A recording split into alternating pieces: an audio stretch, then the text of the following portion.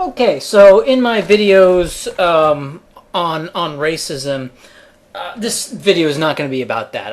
I'm moving on from that subject. But I just want to say that in the videos about racism, we got a lot of response, a lot of emotional response, but really ass-fail in terms of any, content response. The best argument I got from the whole thing was Big Lundy in his video said that, well, the term racism, quote unquote, is a time saver.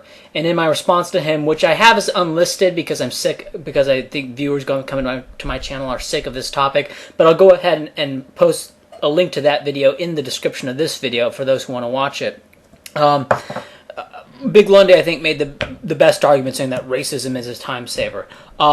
And I argued why I think that's false, that you end up, by using the term racism, you don't save time because you have to explain what you mean anyway, and you end up having a debate about what constitutes racism, quote unquote.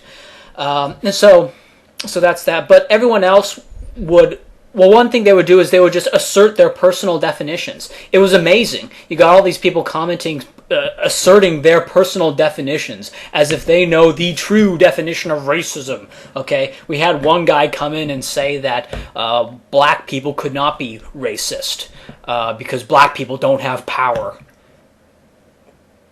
which is false. But by their definition of racism, black people could not be racist. So we got all sorts of different definitions, as usual. We got people imperiously asserting their personal definitions, and we got lots of emotional reactions, and most of the response was, oh, Fringe Elements is just a vested interest because he doesn't want to be called racist, right? Well, and I argued, well, of course, they are vested interests as well because they continually use the term racist. Imagine someone who keeps calling people heretic all the time, and then the concept of a heretic becomes revealed as a dishonest piece of shit term, then that person is also vested interest, right? If you use the term racism a lot, and it turns out that the use of the term racism is inherently dishonest, then that does not look good on you. So you're a vested interest as well. So they're trying to make it out like I'm the only vested interest because they keep calling me it. Well, the people who are calling me it are also a vested interest. Anyway, so what I want to talk about here is the odds of you being correct. Just something to think about from a historical context. If you hold the predominant views of the day throughout history, if we look at history as our metric here, or as our comparison, then you're probably wrong because most popular, I call popular general views, what is a general view? I'll say what that is later. Views regarding economy, state, property, religion, race, right? Various general views, general views on the topics, on the macro human topics, we'll say. That's kind of vague, but I think most people know what I mean by that. And these general views throughout history, we can look back in time. First off, there's been many of them, which is evidence that most of them are wrong, right? Because there's disagreement. There's disagreement in different places and different times. They can't all be right. So, in fact, most of them are wrong because there are varying views on race, there's varying views on matters of state, there's varying views on economy, there's varying views on the existence of which god or whatever. So most general views, general ideologies of the ways of the world are going to be wrong. Okay? Most are wrong. Marxism, social democracy, National Socialism, what I call market liberalism or libertarianism, international humanist libertarianism. Okay, most of them are going to be wrong. Name an ideology. There's all sorts of ideologies. The fact that other ideologies exist means that most of them are going to be wrong. Okay? Now, so if you hold an ideology, you're probably wrong. Okay, that's just what I want to say here. Now, in the year, I believe it was 1756. You can look it up. I mean, with the internet, getting correct dates in a vlog is not very important because all the stuff is easy to look up. There's a guy named William Godwin. He was an English novelist, and he wrote about. He's arguably the first written anarchist.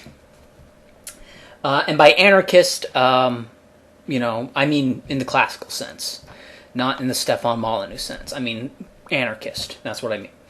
And William Godwin, I believe in Britain, in Godwin's time, about 98% of the land was owned by something like 2% of the population. I don't know exactly what it was, but it was close to that. And this was just kind of a holdover from feudal times. This was sort of a fact that land was bequeathed to lords, and the lords just kind of held on to it. Even if serfdom was abolished, they would still hold on to the land because they had neo-Lockean property norms where land was held into perpetuity. They did not have active use property norms where, use it or lose it. For example, in the western U.S., they would have claims associations. Law without a state, oh my. In the western U.S. territories, they'd have claims association. You have to farm the land 6 months out of the year.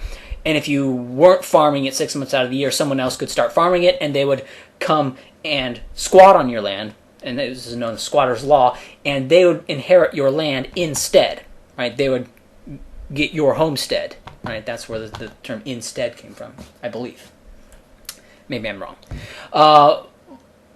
Anyway, England did not have that, and at the time, William Godwin supported the abolition of that. This is where the problems come from. You have all these peasants working on this land.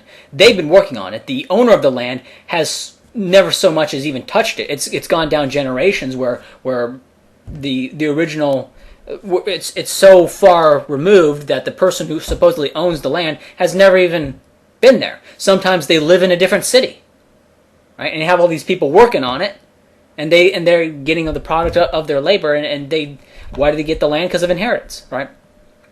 So and I am actually quite sympathetic to classical anarchists' views on land ownership. I am a big fan of active use or usufruct land ownership. So Godwin supported the abolition of private property, the state. And I say that, and I said that. I said Godwin supported abolition of private property / the state. Now, people in the U.S. today, and people in Britain today, even maniacs like Maoist Rebel News or maniac Obama supporters recognize a distinction between private property and the state. In fact, they may even be so stupid as to think that they're opposed or something.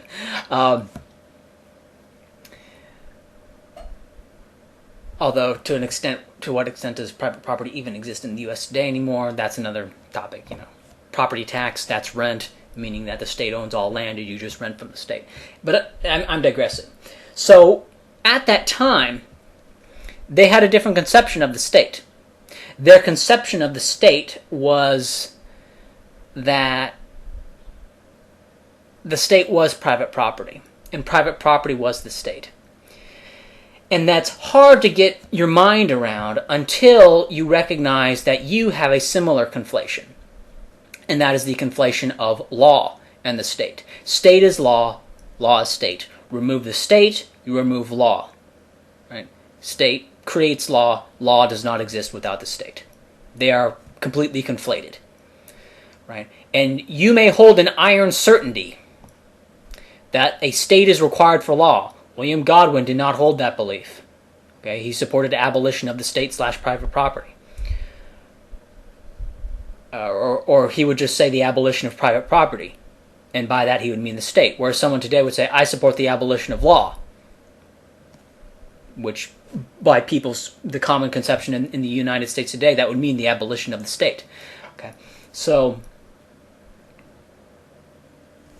just because you view these things with an iron certainty, a certainty from as long as you can remember that the state is law and law is state, people in Godwin's time would disagree. In fact, most people in Britain, the date ranges are a bit fuzzy for me, but I would say at least from, say, 480 to 880. I believe it's quite a bit wider than that, but I'll just pick those dates and say that within those dates, 480 and 880, probably quite a bit wider than that, people in Britain did not have access to either king's law or church law.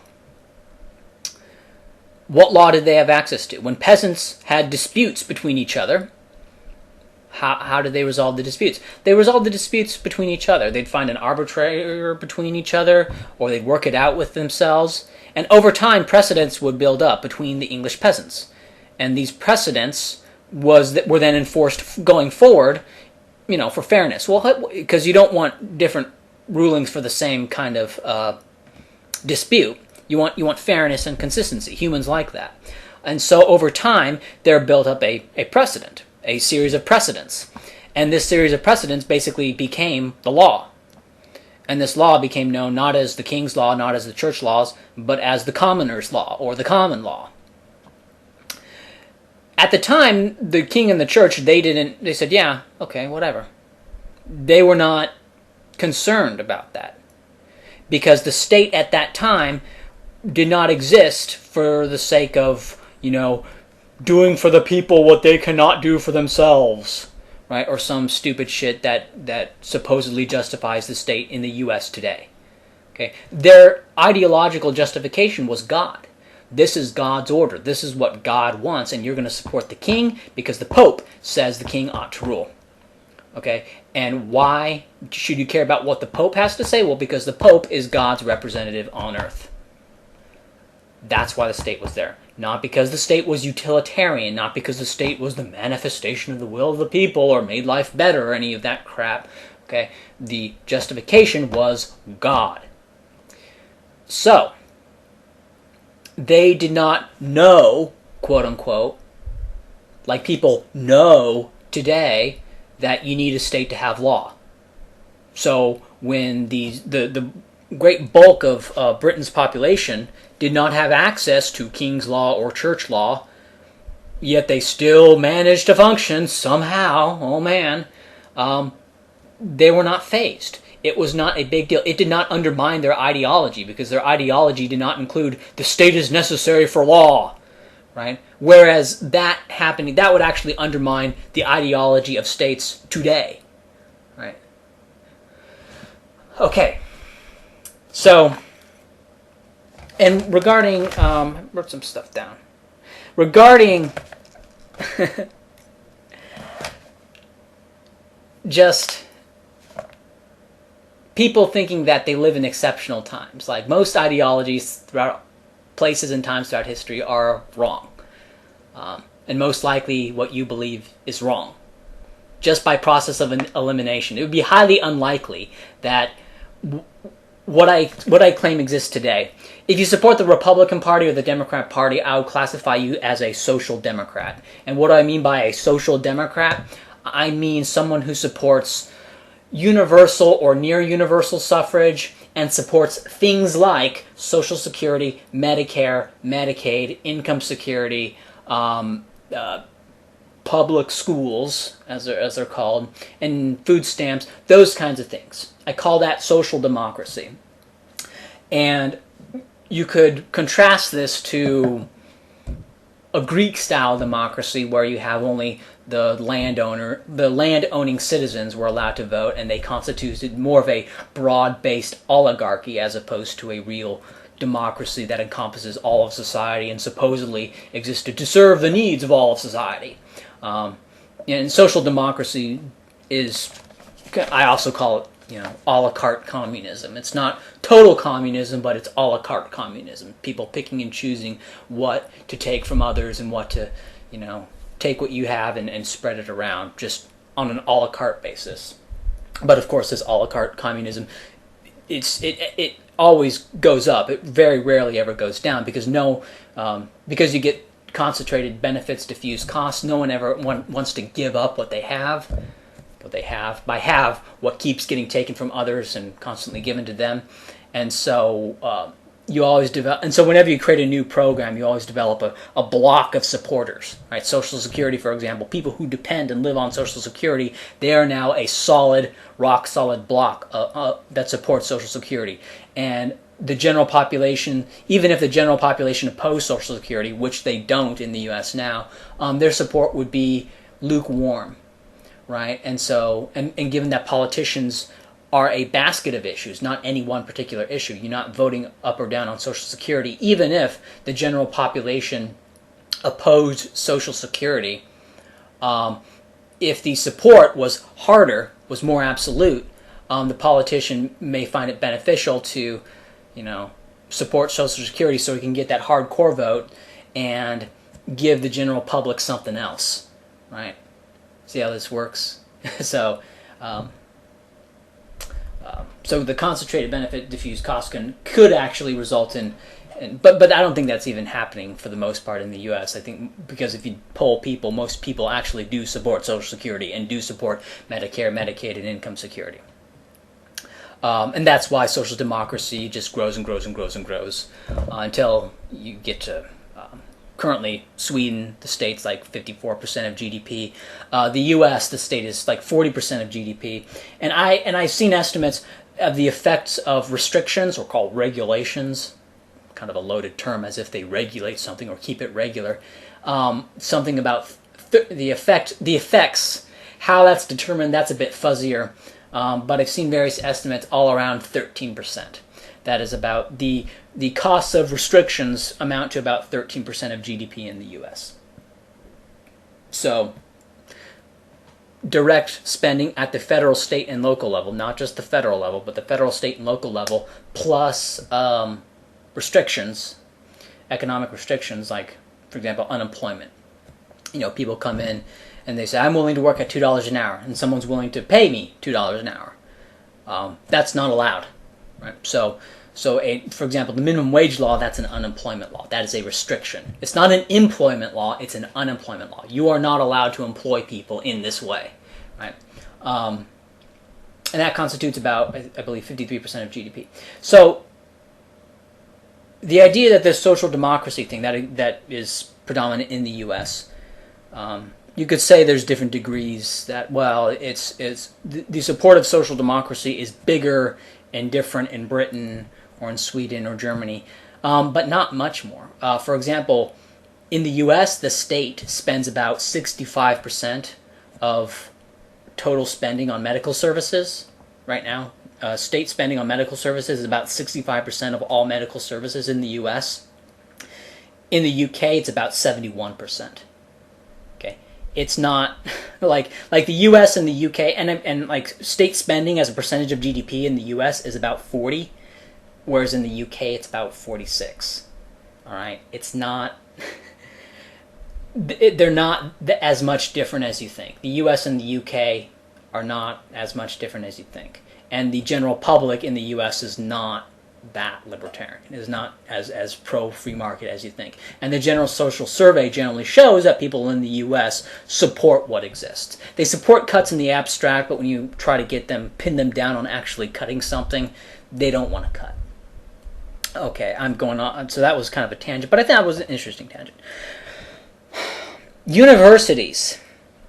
Now, universities started, of course, northern Italy and then spread throughout. Universities started off, they were not called universities, they were the cathedral and monastery schools. And the church at the time needed a bureaucracy, and they needed people who were literate. So they got these people in, taught them how to read, taught them how to do things like geometry, taught them math, because they needed to manage church estates and church holdings. They needed to know how to make deals, make land deals. And so they needed to I guess, oversee construction. So to oversee construction, they needed to understand geometry. They needed to not get gypped by, contracting out construction for a new church or whatever. I mean, just all the stuff that you need to do to manage a parish. And so in order to get these people educated, and teach them all these things. And back then it was real practical, right? Well, you need to read, you need to write, you need to know some math, and you need to know some geometry. And apparently you also need to know about the stars for some reason. Why would you need to know about the stars? I'm sure there's a reason for that. But you need to know the stars and what stars are what, and how the stars in the sky can tell you what time of the year it is. And so they taught them all this stuff, and that's how it started. And over time, these... but the thing is, these monastery schools and these cathedral schools were not they did not necessarily have all the lessons in one building. What people would do is they would go and they would sign up for courses by a master or a professor. Yeah, and I always thought that the term professor sounded a lot like something Christian, like confessor, professor. He professes God's revealed word or something. So I always thought the term professor was kind of creepy, and I suspected it had Christian origins, and it does. So they would go to these professors, and they would take courses. Now, the reason they did this, they had to take courses, they couldn't just get a book and learn, was because the printing press hadn't been invented, and even after the printing press was invented, books were still pretty expensive. So it was a lack of access to books that that resulted in the course structure, where people would go to an area around a monastery. They would sign up for courses, and the professor would teach the courses, either in the monastery itself or in the cathedral itself. Sometimes they would, or sometimes they'd have it out in a field somewhere, or sometimes they'd rent a hall in a building in the town or whatever. And where they did it was not particularly important. They tell you, and you'd take your book and you'd write stuff down, and once you believed you were ready, you would have an examination, and if you passed the examination, you were a priest or something, or whatever, different examinations and all that stuff. So that's what universities grew out of. Harvard and Yale, and over time, these universities eventually the first university, I believe, came about in Paris, where you had a bunch of students, and what started there was a fight at a bar. Basically, there was a fight at the bar. The governor of Paris, he wasn't called the governor, I forget what they were called, but basically the secular governor of Paris sent in troops to break up the rowdy students at a bar fight with some people in the town. And there was a big conflict, and in the end, 5 students died. And in response to this, the professors and the students got together and formed an organization. I believe it was called the Universities of the Masters and Students of Paris. And this organization was more of a corporation. It did not have a building. It was just, we are part of a club, kind of, which did not have a building or a specific location, but it was just, and so that was the first university. And over time, these schools began to have secular training. Over time, you started to have professors profess the skills. Well, they didn't really profess, but they would teach the skills, how to be a doctor, or how to be an architect, or whatever. So secular training grew out of these cathedral and monastery schools. Okay, Harvard and Yale, let's get to that. I believe Harvard was the first university in the U.S. Could be wrong, but if it wasn't the first, it was pretty close to the first, and Yale was pretty close to the second.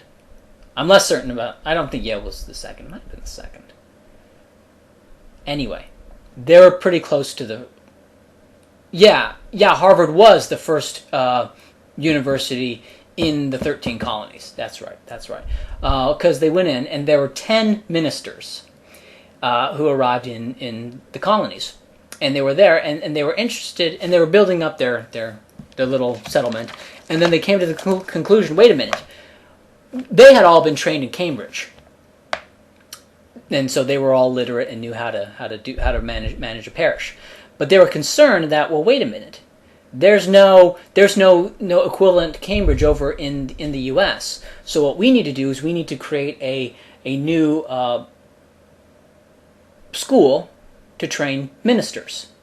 I believe it was Unitarian ministers at the time. Well, it doesn't matter. And so they did. And so that's why Harvard was born. And over time, people would go to Harvard and they'd become the ministers. And over time, new schools would be added on. New schools that would train useful skills. And also, you would have rich parents send their kids to Harvard, and they'd make connections and be kind of a fraternity thing, kind of a social club thing. And so people who went to Harvard made connections, and that's how it became important. Now, we look at the church in the past, and the monasteries in the past, and the monasteries, and so that's something to consider, is that the universities kind of grew out of the monasteries, but it wasn't like like, for example, the foundation of Harvard as a university, that was evidence of that was a intermediate step between the university as we know it today and the monastery and cathedral.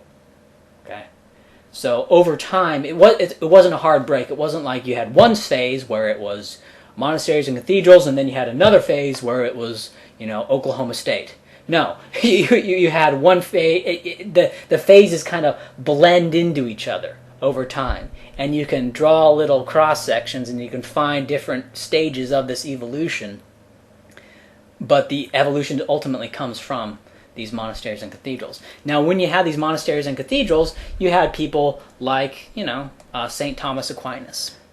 And I look at St. Thomas Aquinas and I think, you know what, if one of these social democrat professor assholes lived back then, they'd be like St. Thomas Aquinas. They'd write the supposedly definitive work debunking the heretics, right?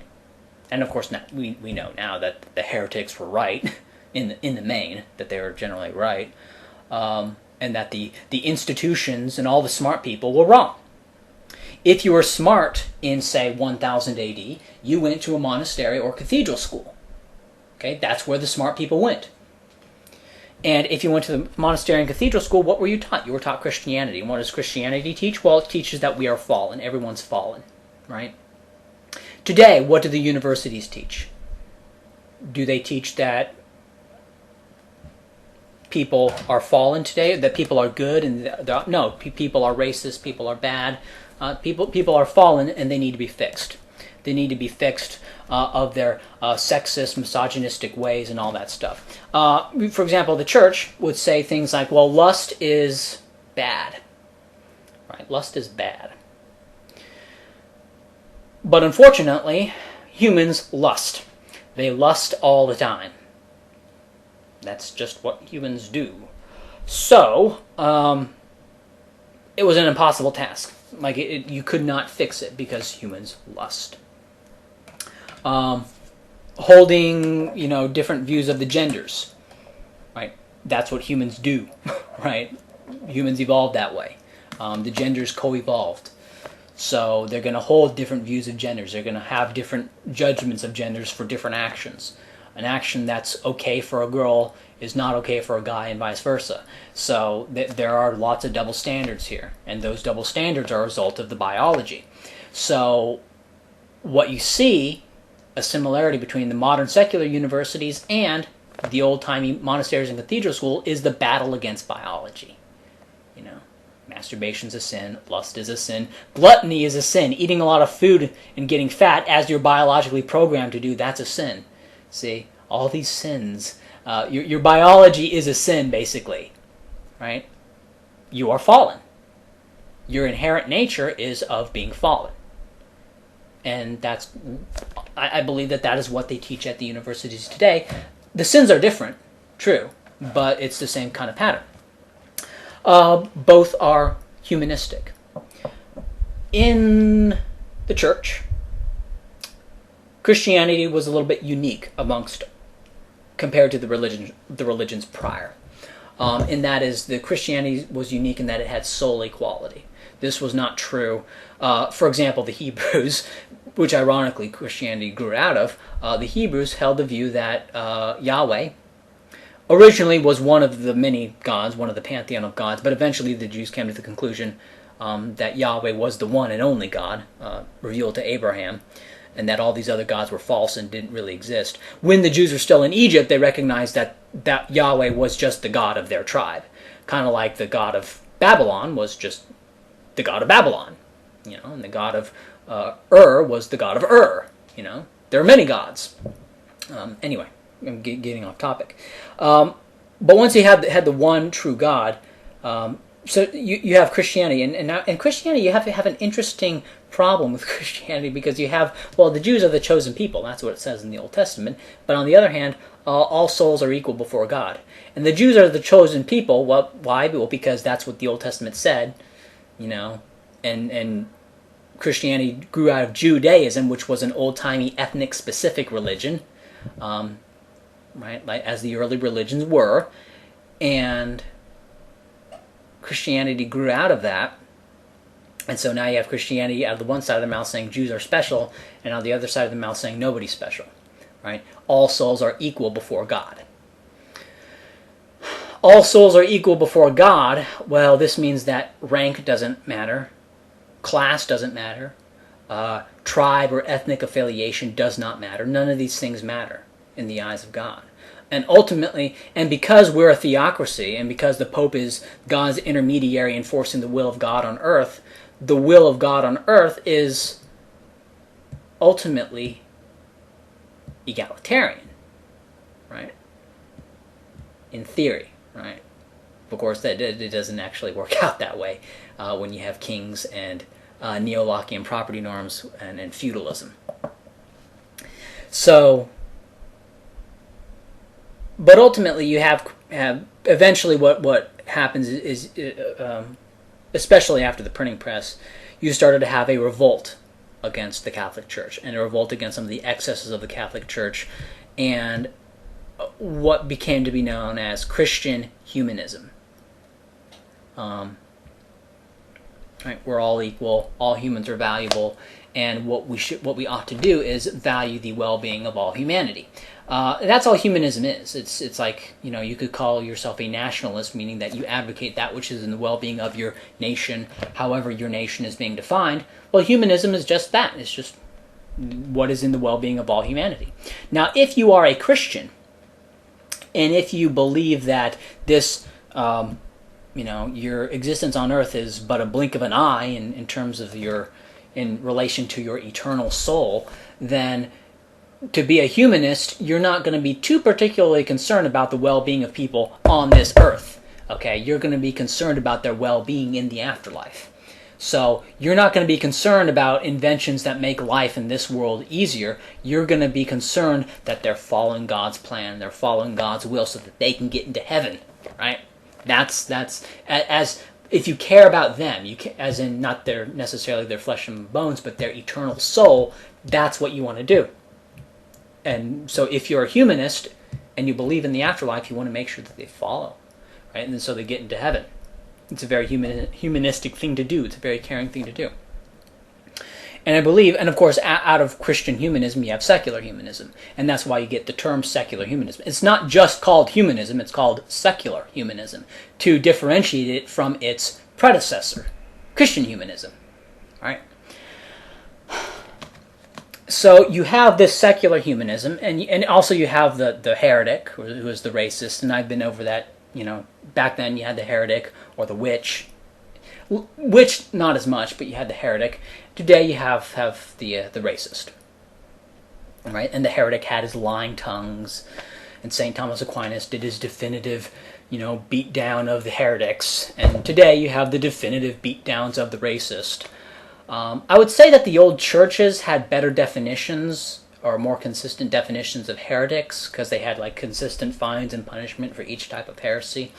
But whereas as I've said, I've made the case, and I don't need to talk about that anymore. The definition of racism is a bit more convoluted. So here's something, and my position is that modern universities are the secular equivalent of the old churches, and racist is the equivalent of heretic. And the universities today are where smart people congregate. And so you're going to get a bunch of great ideas, you're going to get a bunch of brilliant people, you're going to get a bunch of brilliant inventions and breakthroughs at these universities. And that's simply because universities are where the smart people go. All right, and let's not confuse that with the institution itself. All right, let's not confuse the technological advances that are done by people and groups of people with the organizational structure in which they are operating. Okay, let's not confuse those two. But what I'm saying is that, meet the new boss, same as the old boss. Your ideas are of social democracy and humanism, supporting the well-being of all humans. Just let's quickly here go ahead and just knock out humanism. Okay. In the year 1950, there were about 200 million people in the continent of Africa. Okay. Today, there's about 1 billion. Now, if you're a humanist, you support the well-being of all humans. Right? Okay. So, in relation, Britain's population remained about static. I believe it's about 50 million now, and it was about 46 million in the year 1950. If I'm off, I'm not off by that much. Britain's population, let's just say for the sake of argument, has been about the same over that same period. So now, are the concerns of the people in Africa 5 times as important as the concerns of the people in Britain compared to whatever it was in the year 1950? Right? You could say that in the year 1950, well, the continent of Africa was as important as the continent of Britain. And so the concerns of any African was 1/4 as important as the concerns of any one British person. However, as they expand their number, they're now 5 times as populous as, or they're now 5 times as populous as they were. So now the concerns of the entire continent of Africa is now slightly more important than the concerns of Britain, or something like that. I mean, what's the ratio? Where do you draw it? Or let's look at it another way. I have 10 kids. I can't raise them. Okay? Do you believe that all children need, equal opportunity? All children deserve an opportunity, right? Okay, well, I have 10 kids. I can't afford to give them the opportunity which you proclaim to which they are entitled, so you have to pay. Right? See how that works? So I have 10 kids, and let's say you have 2 kids, and you really invest in your kids. And you really invest in your kids, and your kids are good, my kids are crap. Can't say that. And anyway, if you're a humanist, I have 10 kids, you have 2 kids, and you invested more in your 2 kids than I did in my 10. Now, if you're a humanist, what you would have to say is not only are your 2 kids no more important than my 10, which any sane, rational person would say that they are, since my 10 kids are actually a net drain on the well-being of all society or whatever, but that every one of my kids is just as important and just as valuable as every one of your 2 kids. So meaning my kids in aggregate are 5 times as important as your 2. Right? Stupid. It makes no sense. It reduces to absurdity very quickly. Let's say that one ought to be required to pay for poor people. Right? Oh, poor people are poor and they need help and they need all this good stuff. Okay, imagine a hobo. Do you think that people with money should be required? Imagine a hobo kid. Imagine just the most pathetic image you can imagine. Okay, so should people with money, should the money be forced to make sure this hobo person is taken care of? Do you think they should be forced to do that? If your answer is yes, well, okay, should they be forced to spend this money if that person did not exist? This is not a trick question. The answer is no, because he doesn't exist. Okay, so his mere existence, this poor person coming into existence, according to humanist tacit logic, it's not explicit. If it was explicit, you would. I'm making it explicit, so you can see how stupid it is. But the implicit logic of humanism is that by their coming into existence, you ought to pay. You are now required to pay for them because they now exist. Right? Some people somewhere had a kid, therefore they exist. Right?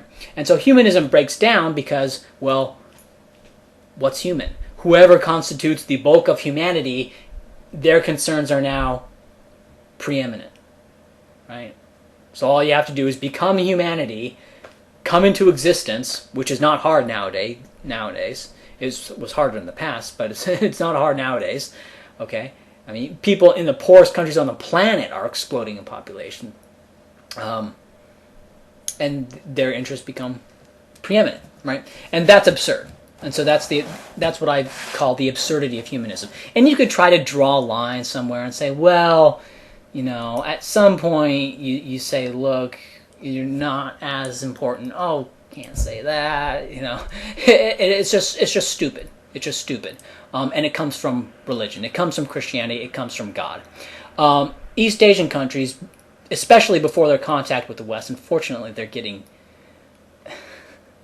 I sound weird saying this, but unfortunately, they're getting corrupted and poisoned by Western Christian humanist thought. Japanese didn't think this way. They didn't care about the well-being of all humanity. They cared about the well-being of their group, however whatever that may be, right? And that's how most humans have thought throughout most of history. Hopefully, I don't need to argue that. And that's also how most people act in their day-to-day lives. If you were to live humanist ideals into day-to-day lives, what would you look like? Well, you'd give up all your earthly possessions. You'd live a hand-to-mouth existence. Well, doesn't that sound familiar? Doesn't that sound like, no sooner will a rich man get into heaven than a camel pass through the eye of a needle, or whatever Jesus said on that? That's interesting. That is interesting. How if you actually lived out secular humanist / Christian humanist ideals, you would be reduced to the same sad state. And, of course, people in their day-to-day lives, you reject humanism by practicality whenever you buy, a Frappuccino. Or whenever you buy anything you don't absolutely need. Like that money could have gone to some starving kid in Africa, right? So whenever you have, whenever you buy something other than the bare necessities, well, you bought a hamburger, you could have bought a bag of rice, and by buying the hamburger, well, that's more active denial of humanism, when you could have given it to people in need. And of course, the welfare programs in the U.S., they themselves are denial of humanism, because there are people in the U.S. who need help, but there are a lot more people in Africa who are in much worse situation than the people in the U.S. who are actually receiving stuff, right, from Medicare, Medicaid, income security, Social Security, food stamps, all those things. So what was I talking about? I was getting off topic here a little bit, and I lost my train of thought. Well, the point I'm making is that which is more likely that today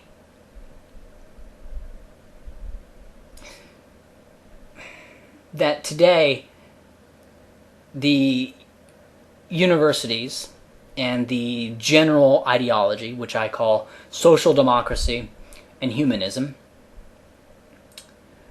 that these are wrong, just like their predecessors, and they come from largely these universities whose predecessors hold a lot of similar traits that I believe have just become secularized. Which is more likely, that there has in fact been a radical break? I mean, because what am I saying? I'm saying that there has been no radical break except for the denial of God, right? I'm saying that God is dead, but the music is still playing, all right? Whereas people like Concordance, or people who are real big fans of Obama, or have this optimism in social democracy, or these people, you see these commenters from European states who are just out of their mind, who believe that social democracy is going to lead to some great thing, that these people, which is more likely? That it's just a continuation of the old shit in a kind of a secularized form because God is kind of dumb, or that it's just a brand new thing, that humanity has fundamentally changed and fundamentally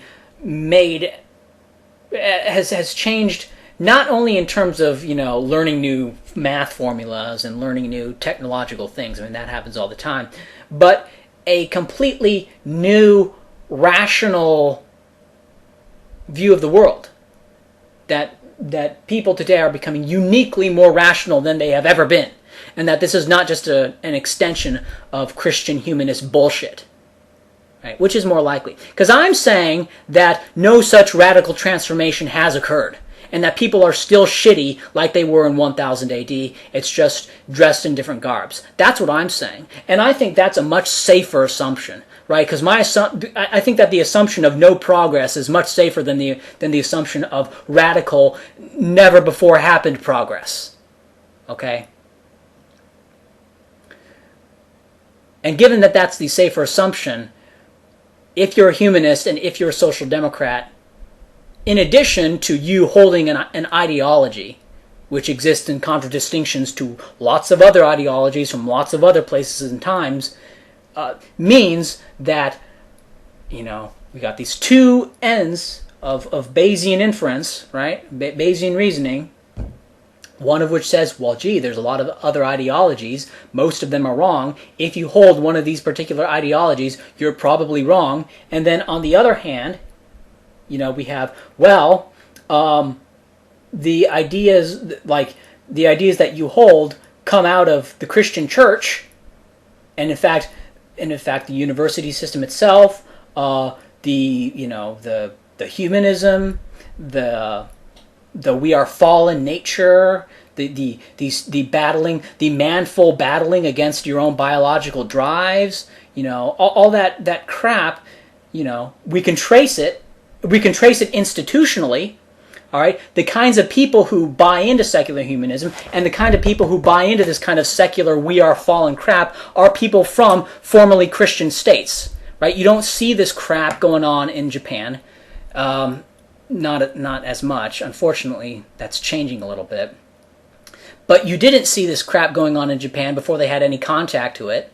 Okay, so all this secular humanism and this we are fallen and this obsession over racism, as if a racist is a heretic, this comes from and is almost exclusive to formerly Christian areas, right? The post-Christian world, right? So it's clearly an extension of that.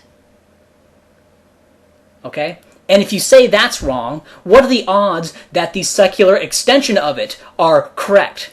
That's probably wrong too. And being an ideology, it's also probably wrong in contradistinction to all other ideologies, right? Now I know what people are saying is like, well, fringe elements, you hold an ideology. Yes, I do. So, and because you hold an ideology, we would say that your ideology is probably wrong. Well, just on that kind of an analysis, yes, you would say that. Of course, I think my ideology is correct, which is why I hold it. And I defend that, but that's not what this video is about. If you just do a superficial analysis, recognize that I hold an ideology, and you don't hear any, and you don't know anything else, you don't have any other arguments for it, then yeah, your best assumption would be that I'm wrong, right? Because most ideas are in fact wrong. That's true. But anyway. I do this. I had like a great conclusion, and then I fucked it up by random thoughts. Okay, but yeah. Quick summation. If you're a social democrat humanist, you need to recognize that your views are a result of an historical progression, and if you hold the popular views at any place in time throughout history, almost all of them are wrong because there's so many of them.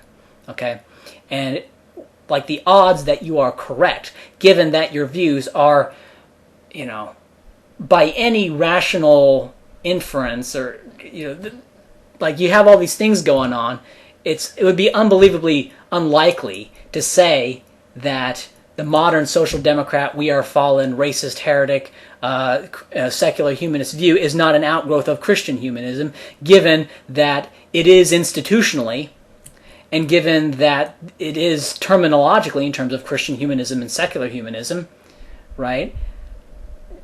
just mind-boggling coincidence it would be that this is not in fact just an extension of the old crap that existed in the Middle Ages. Okay, your position is that it's not that, and that it actually represents an unprecedented fundamental change in the way people are thinking, which I don't think it is. I think it's just more bigotry, more church bigotry. You know, this humanism, this secular humanism. It's not the overcoming of base biological, racial, tribal, identities. It's just a new church. It's just conformity overwhelming that. Conformity to the ideas of the new church, the new cult, is overwhelming that. Overwhelming these other biological tendencies. Because humans have a biological tendency to conform, as well as a biological tendency to be racially nationalistic, and also nationalistic in their primary unit in levels lower than their race and in their family and stuff like that. And I've talked about that, how people actually identify at a biological level in other videos and stuff like that. But yeah, if you're a humanistic social democrat, you know, before even getting into any arguments about the policies that you support and the manifest failure of states that oppose economic freedom, right? Compare states like Singapore, Hong Kong, United Arab Emirates to states like, you know, Germany, France, and Britain.